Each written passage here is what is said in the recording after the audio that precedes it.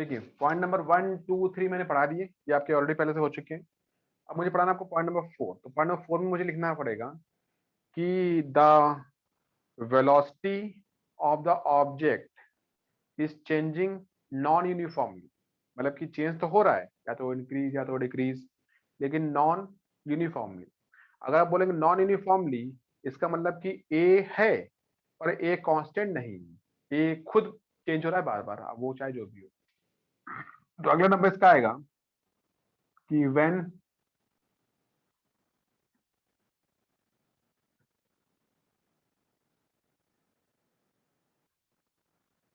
The velocity of the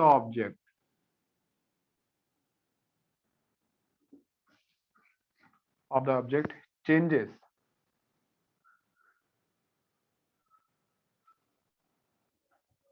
non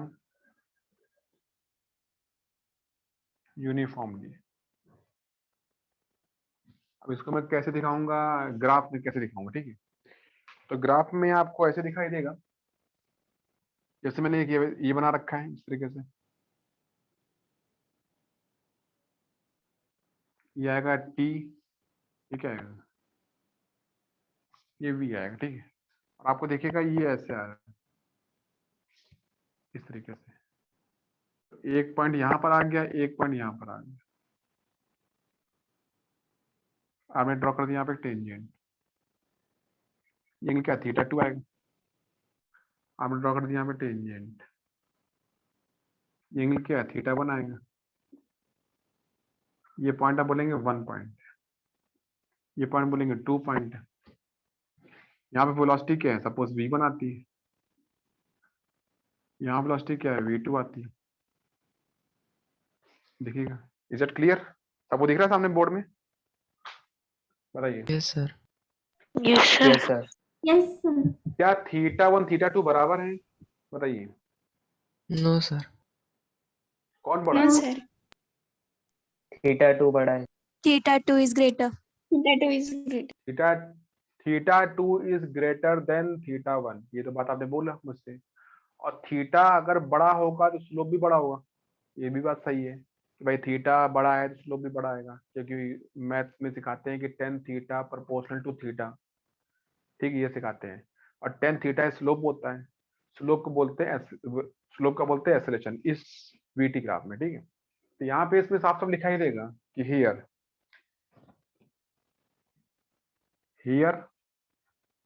you can से कि theta 1 से बड़ा थीटा 2 आएगा, सो टेन थीटा 1 से बड़ा टेन थीटा 2 आएगा, ये भी बात सही है, ठीक है। इसका मतलब कि a1 से बड़ा a2 आएगा, a1 से बड़ा क्या आएगा a2 आ जाएगा। तो अगर आप कहेंगे कि हाँ भाई a मेरा कांस्टेंट नहीं है, इट मीन टू से the object is moving with non uniform acceleration, object move तो कर रहा है, उसकी वेलोसिटी में चेंज भी आ रहा है, लेकिन उसकी चेंज यूनिफॉर्म नहीं है।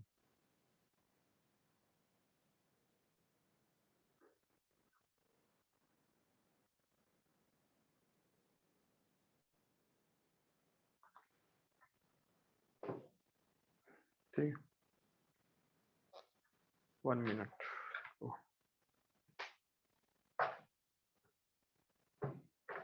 चलिए आगे देखते हैं। तो यू कैन से means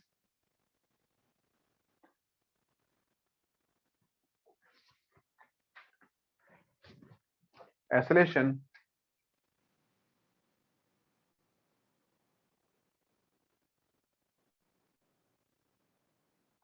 a is not constant.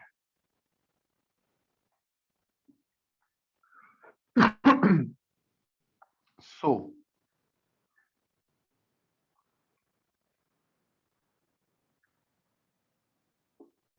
the velocity of the object,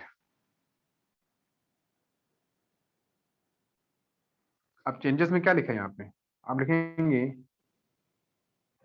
increases non uniformly, सबको समझ गई बात है। इसी में दूसरा कर सकता हूँ कि यहाँ देखिए, यहाँ पर भी कैसे आएगा, फिर से ग्राफ ड्रॉ करेंगे ऐसे। यहाँ पे टी आएगा टाइम, और इसकी वेलोसिटी आएगी v। आपने ग्राफ ऐसे ड्रॉ कर रखा है, दिख रहा ग्राफ आपको? इस ग्राफ में मैंने एक पॉइंट मान रखा है यहाँ पे, एक पॉइंट मार्क रखा है मैंने यहाँ पे, तो इसको इससे मिला दीजिए, ठीक है। अब ये एंगल आएगा θ1, ये एंगल आएगा आपका θ2, दिखेगा आपको? ये पॉइंट नंबर 2 आएगा, ये पॉइंट नंबर 1 आएगा, ये v1 है, ये v2 है। Is that clear? सबको दिख रहा है नीचे का ग्राफ? बताइए नीचे के ग्राफ में Yes, sir. कौन सा एंगल बड़ा है, θ1 की θ2?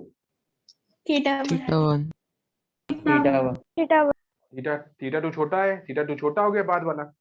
तो इस केस में आपका जो ऑब्जेक्ट होगा, देखिए लेकिन ग्राफ तो ऊपर जा रहा है ना, ग्राफ जा रहा है ऊपर, इसका मतलब ये हो गया कि वेलोसिटी तो बढ़ रही है ऑब्जेक्ट की, ये बात सही है, लेकिन वेलोसिटी में बढ़ने का रेट कम हो रहा है। इसका मतलब क्या हुआ भाई? इसका मतलब ये हुआ कि अगर आपकी स्पीड मान लो पहले 10 थी, तो बाद में 20 हो गई, तो कितनी बढ़ गई? आप बोलोगे 10 से 20 हो गई, 10 बढ़ गई। अब 20 के बाद जब बढ़ेगी तो 25 बढ़ेगी, तो इसका मतलब यार अगली बार जब हुआ इंक्रीमेंट तो 5 ही का हुआ, फिर बढ़ेगी तो सपोज 25 से हो गई 28, 28, तो फिर से इंक्रीमेंट हुआ, लेकिन वो यार 3 ही का हुआ।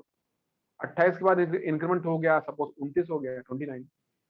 आप बोलोगे इंक्रीमेंट तो हुआ है, लेकिन वो 1 का ही हुआ है, और फिर 29 के बाद इंक्रीमेंट हुआ ही नहीं, फिर वो 29 चलता रहा एक बार बराबर में। तो इसका लॉजिक क्या होगा कि वेलोसिटी में इंक्रीमेंट हो रहा है, लेकिन इंक्रीमेंट होने का रेट कम। वेलोसिटी में इंक्रीमेंट हो रहा है, लेकिन इंक्रीमेंट होने का रेट कम है। इसका सबसे बढ़िया एग्जांपल होता है रेनिंग। पानी, बारिश हो रही होती है, हम लोग रेन को देख रहे होते हैं, रेन के ड्रॉप्स बहुत सारे गिर रहे होते हैं, तो आपको दिखता है कि भाई सारे रेन ड्रॉप, अगर आप कभी भी रेन को देखें, रेनिंग जब हो रही होती है, तो उसके जितने भी ड्रॉप दिख रहे होते हैं, सब वो सब एक साथ एक स्पीड से नीचे गिर रहे होते हैं, नीचे आ रहे होते हैं। इसका मतलब कि सबकी वेलोसिटी कांस्टेंट है। ये लोग चले कहाँ से होंगे? चले होंगे भाई ऊपर कोई क्लाउड होगा, वहां से धीमे धीमे बारिश हो रही होगी, तो जब ऊपर से चले हैं तो नीचे गिरते गिरते उनकी वेलोसिटी बढ़ती जा रही बिकॉज ऑफ ग्रेविटी। लेकिन जब वो और नीचे आ रहे हैं तो बिकॉज ऑफ विस्कोसिटी या अदर बॉयंसी फैक्टर्स, उनकी वेलोसिटी का इंक्रीमेंट कम होता जा रहा है। अब कुछ नीचे गिरने के बाद वो सभी के सभी ड्रॉप, जो भी रेनिंग के ड्रॉप होते हैं, वो किसी एक पर्टिकुलर वेलोसिटी को अचीव कर लेते हैं, उसके आगे उनकी वेलोसिटी में इंक्रीमेंट होता ही नहीं। मान लो किसी की स्पीड से 0, फिर 10 होगा, फिर 20 होगा, 20 से फिर 25 होगा, 25 से 28 होगा, 28 से 29 होगा, मान लो 30 भी हो गया, 30 हो गया, लेकिन 30 के बाद बढ़ा ही नहीं। इसका मतलब कि जो रेन ड्रॉप ऊपर से चला है और वो कुछ नीचे गिरेगा, उसकी स्पीड 30 मीटर पर सेकेंड, दूसरे वाले की भी इतनी है, 30 मीटर पर सेकेंड। तो जब 30 पर जब लोग नीचे गिरेंगे, नीचे चलेंगे, तो उनकी स्पीड सभी की 30 मीटर पर सेकेंड ही रहेगी, ना ज्यादा ना कम ना ज्यादा। और हमको वही दिखेगा कि हम जब रेनिंग को देख रहे होते हैं यहाँ से अपने घर से या बाहर खड़े करके, तो हमको दिखता है ध्यान से कि वो सभी रेन ड्रॉप्स वो एक साथ एक स्पीड से नीचे उतर रहे होते हैं, कोई आगे पीछे नहीं होता, ठीक है? वो होता भी नहीं है, उसको आप ध्यान से देखें या कैसे भी देखें, वो होता भी नहीं है। तो अगर वो होता नहीं है तो इसका मतलब कि this is a constant velocity, ठीक है, this is a constant velocity. वो इसमें आपको आगे पढ़ने को मिलेगा। अभी हम यहाँ लिखेंगे, यहाँ पर भी देखिए, यहाँ पर भी वेलोसिटी इंक्रीज कर रही है, तो यू कैन से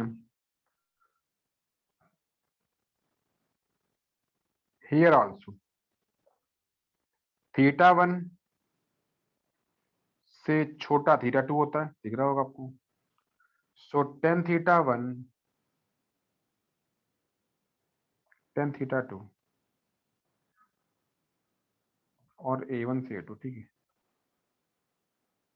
वेलोसिटी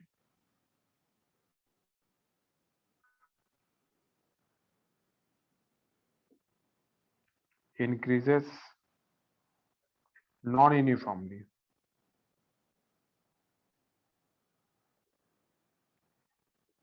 इतना ही रहेगा, ठीक है। वेलोसिटी इंक्रीजेस नॉन, यहाँ पे भी सेम रहेगा। हम क्या करेगा, कॉन्सेप्ट काम ये करेगा भाई कि वीटी ग्राफ में स्लोप मतलब एसोलेशन, बिल्कुल अच्छे समझ लीजिए। वीटी ग्राफ में स्लोप मतलब एसोलेशन होता है, ठीक है। अब वो स्लोप आपका निगेटिव हो पॉजिटिव हो, इससे कोई मतलब नहीं होता। अगर स्लोप में कोई चेंज आ रहा है तो इसका मतलब कि ए में चेंज आ रहा है। स्लोप में चेंज आने का मतलब ये होता है कि एंगल में चेंज आ रहा है। तो अगर एंगल बढ़ रहा है तो स्लोप बढ़ रहा है, अगर एंगल कम हो रहा है तो स्लोप भी कम हो रहा है, मतलब ए भी कम हो रहा है, ठीक है। अगर लिखिए ये बात देखिए ध्यान से,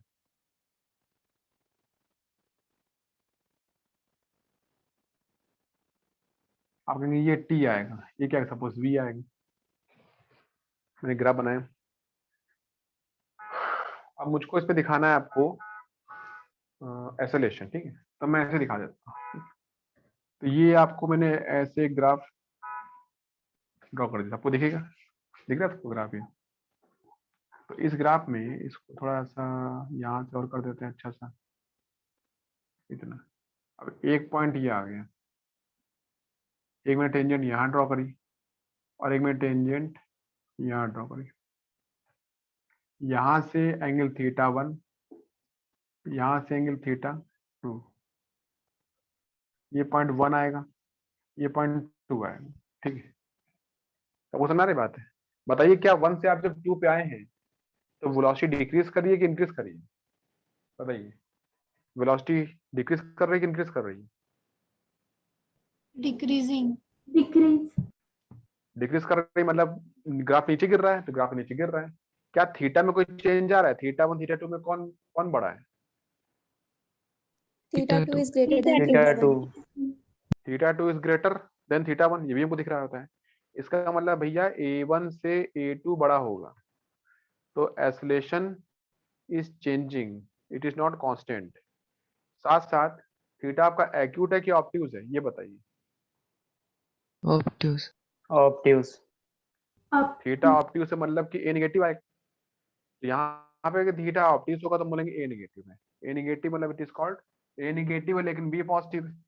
भाई वी ऊपर ग्राफ ड्रॉ कर रखा है ना मैंने, ग्राफ को ऊपर ड्रॉ किया हुआ है, इसका मतलब भाई कि वी क्या है? पॉजिटिव है। और ए नेगेटिव इसका मतलब it is case of retardation. You can से हियर कि अगर θ1 से बड़ा θ2 आएगा तो tan θ1 से बड़ा tan θ2 आएगा। इसका मतलब कि A1 से बड़ा A2 आएगा। सो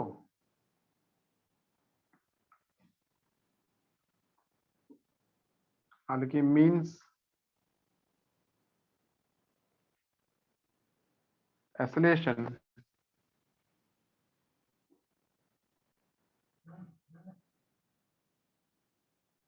E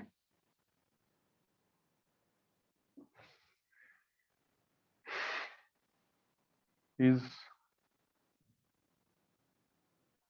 not constant. It increases and negative, but V is positive. So this A is defined as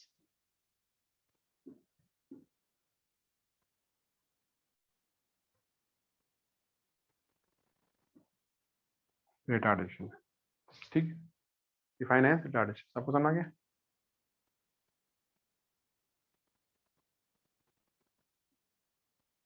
हो गया क्लियर? यहाँ देखिए, यहाँ भी क्या आएगा?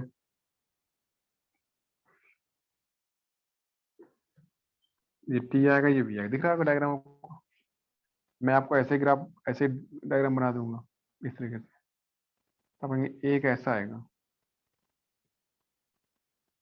एक ऐसा आएगा, ये θ1 है, ये θ2 आता है, ये पॉइंट नंबर 2 आता है, पॉइंट नंबर 1 आता है। दिखता है? पार्ट नंबर 1 पार्ट नंबर 2 आता है।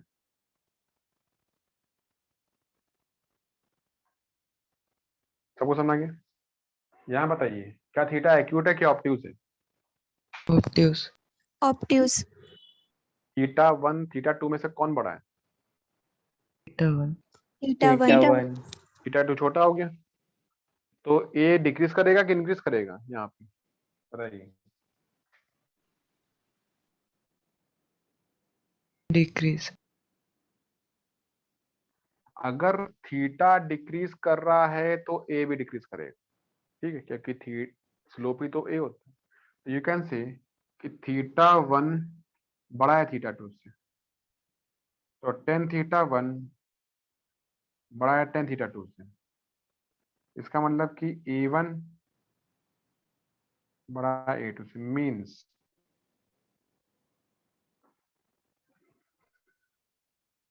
ए डिक्रीजेस, ए डिक्रीज करता, and V is positive, so this A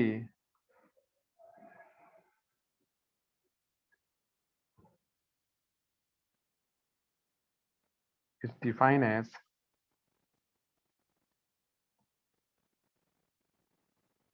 retardation. Is that clear? बताइए, सबको समझ में आ गया? Yes sir.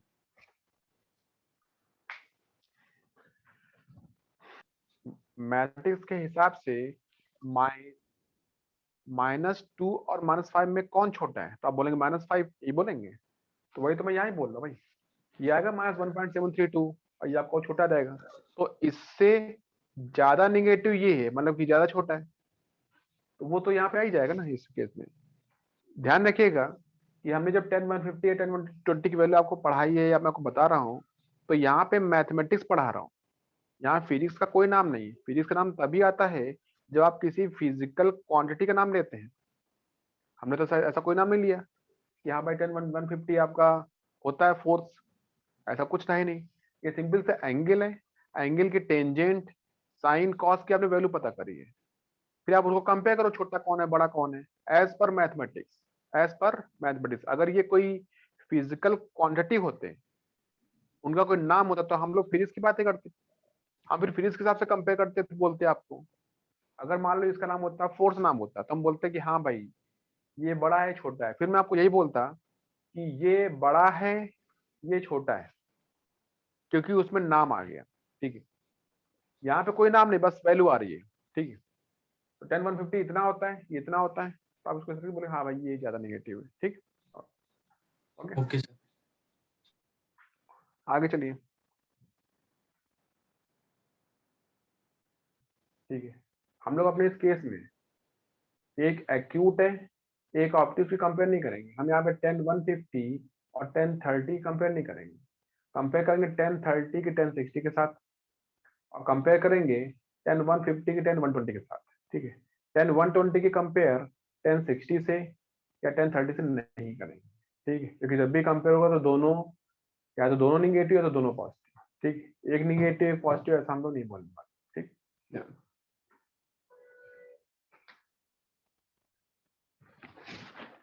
एक चीज मैं आपको और पढ़ा देता हूँ इसमें,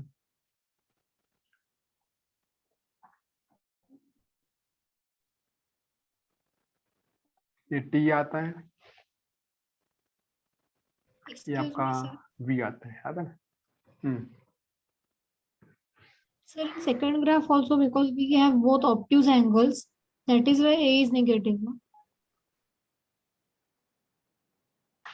हाँ, दोनों ऑप्टिव्स है ना, भाई एंगल ऑप्टिव्स होगा तभी तो आपका निगेटिव आएगा, तभी तो हम लोग एक बोले कि हाँ ये निगेटिव है पॉजिटिव दे रखा है यहाँ पे, ठीक है, इस तरीके से बोल रहे हैं, Yes, sir. तो ये सब मीनिंग आ जाएगा। Thank you, sir.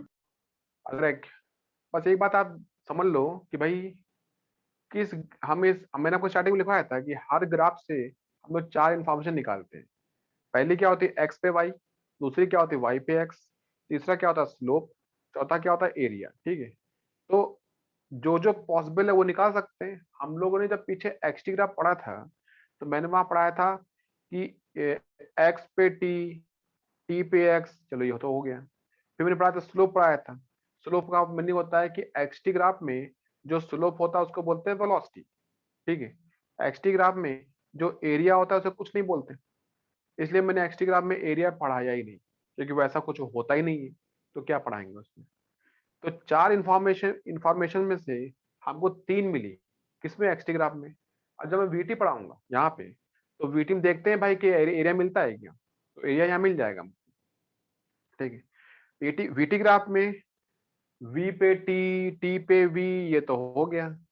इसमें स्लोप आता है, तो स्लोप बोलेंगे, स्लोप होता है एसिलेशन। वीटी ग्राफ में स्लोप मतलब एसिलेशन, ठीक है। अब वो स्लोप आपका निगेटिव आए, वो स्लोप आपका पॉजिटिव आए, इससे मुझे कोई मतलब नहीं, जो आएगा हम वो मान लेंगे, ठीक है। अगर एक्यूट होगा तो स्लोप पॉजिटिव आएगा, ए पॉजिटिव आएगा।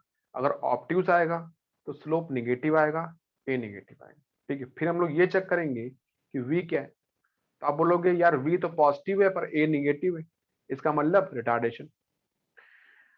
अगर वी पॉजिटिव है, ए भी पॉजिटिव है, तो आप बोलेंगे एक्सेलेरेशन। अगर ए निगेटिव है और वी भी निगेटिव है, दोनों निगेटिव है, तो आप बोलेंगे एक्सेलेरेशन, ऐसा बोल सकते हैं, ठीक है। यहाँ करिए, तो देखिए यहाँ मैं दिखाता हूँ इसको इस तरीके से, जैसे मैंने इसको ऐसे दिखा दिया ग्राफ,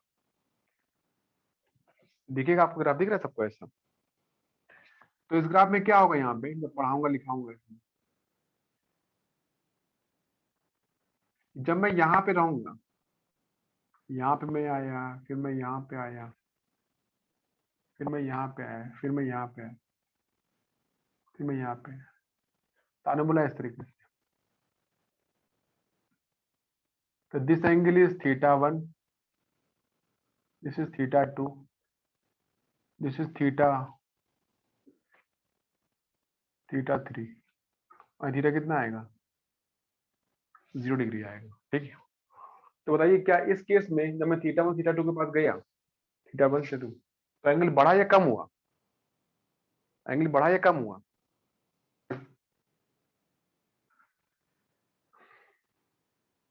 एंगल बढ़ा। increased. आप बोलेंगे θ1 से बड़ा θ2 है, मीन्स A is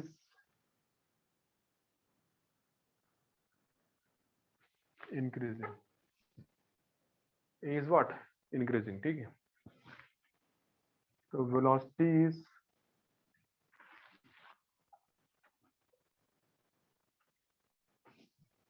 ठीक है, और θ3 से बड़ा θ4 है,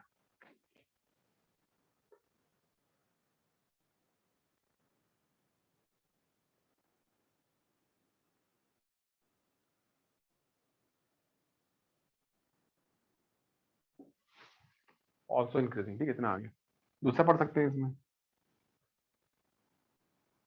आप बोलेंगे ये ऐसा आएगा, ये आएगा v, क्या पट्टी जाएगा, ग्राफ आपका ऐसा आ जाएगा।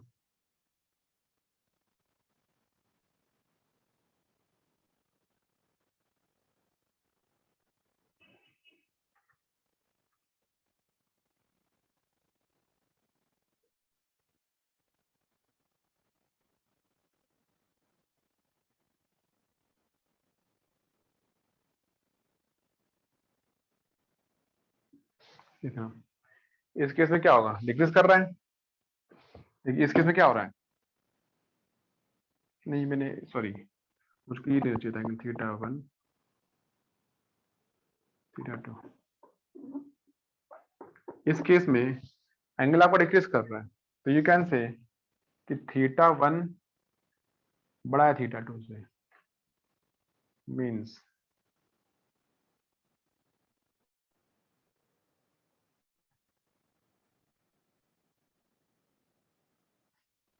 A is decreasing, और θ3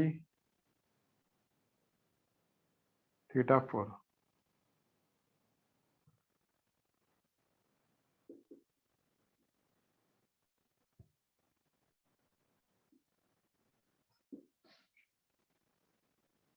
ये आपको इतना आएगा, सबको समझ आ गया। बोलिए। Yes, sir. वीटी ग्राफ में देखिए, इधर रखा आपको ऐसा, आप बोलते हैं हमने ऐसे ये ड्रॉ किया हुआ है ये ग्राफ, सपोज मैंने यहाँ से यहाँ ड्रॉ कर दिया, तो आप कहेंगे ये वी आएगा, ये टी आएगा। हाँ, मैंने इसको ऐसे ड्रॉ कर दिया लाइन, ठीक है, ठीक है। तो इसका एरिया क्या आएगा?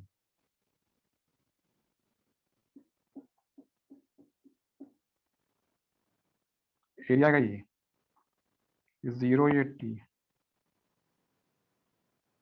इतना, ठीक है। तो यू कैन से एरिया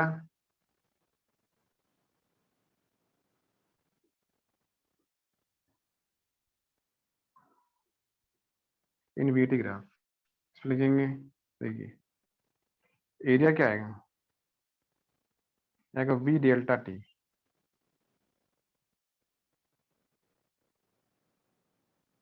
या वी वीटी आएगा, that is delta X. So delta X equal to V T1 से T2, this is called your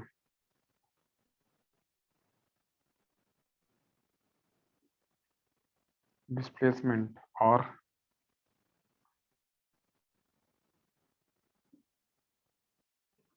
change in position.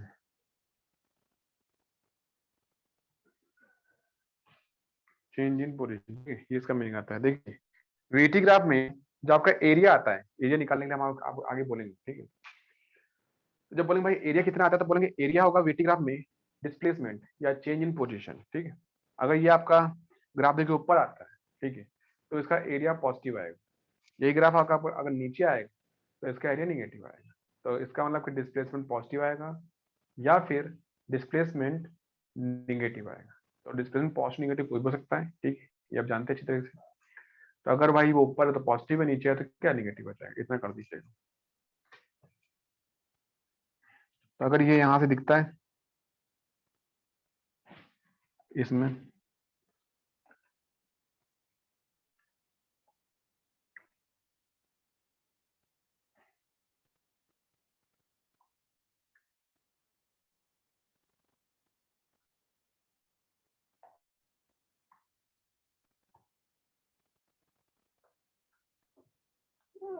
ठीक है, इतना, तो ये पॉजिटिव आएगा, ये क्या आएगा निगेटिव आएगा, ठीक है। आपको समझ में आ गया?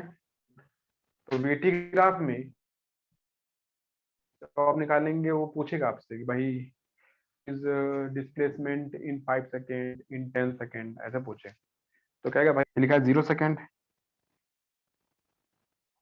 ये लिखा है 2 सेकेंड, और ये लिखा है 5 सेकेंड, ऐसे लिखा हुआ इस तरीके से।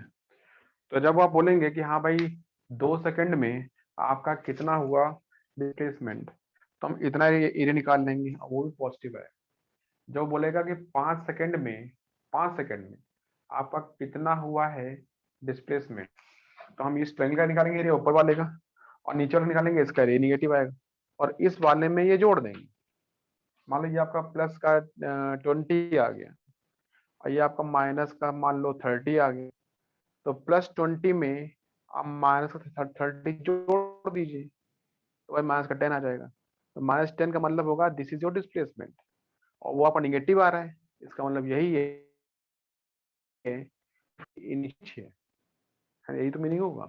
भाई अगर आप इनिशियल पॉइंट से आगे होते, फाइनल पोजीशन आगे होता, तो डिस्प्लेसमेंट पॉजिटिव आता है।